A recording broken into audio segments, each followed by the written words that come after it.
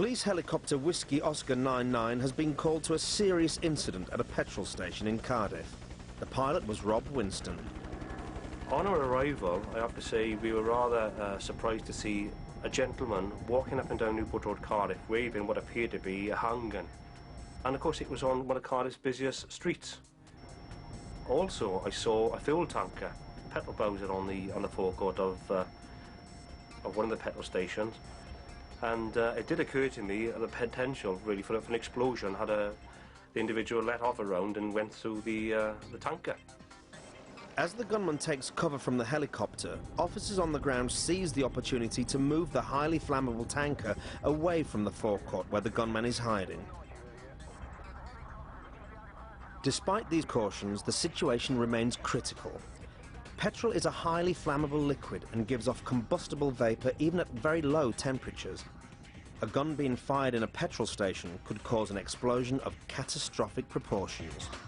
On this occasion, I think our role was to give the ground-based officers an oversight of what was taking place. And the first thing I did was switch on the downlinking system on the aircraft and started to transmit pictures to the police control room. Now, one of the problems from an air support unit point of view for us on this particular one was the actual slant view we could achieve with a helicopter.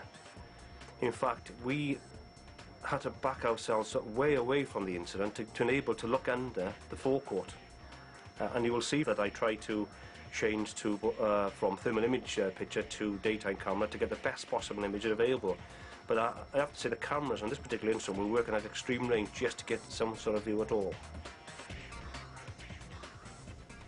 With the public well clear of the area, armed police move in to tighten the cordon around the petrol station. But the gunman is refusing to surrender. It's time for the end game. The officers on the ground decide that the threat to themselves and to the public is so great that they have no alternative but to use firearms. They choose the baton gun, the non-lethal option. A baton gun fires plastic rounds that can knock a man down from 25 meters when aimed at the stomach. 2 shots were fired, one by each officer, so 2 officers actually fired, and both baton rounds struck the individual. Amazingly, the man gets up immediately after being hit with 2 plastic bullets and makes off across the forecourt. The officers set the police dog on him. Both dog and handler are highly trained to work alongside firearms teams and know how to tackle an armed man. And the training has paid off, as the dog quickly forces the man into giving himself up.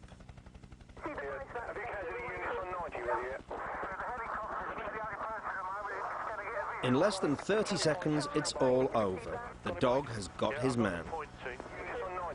Armed officers rush in to handcuff him.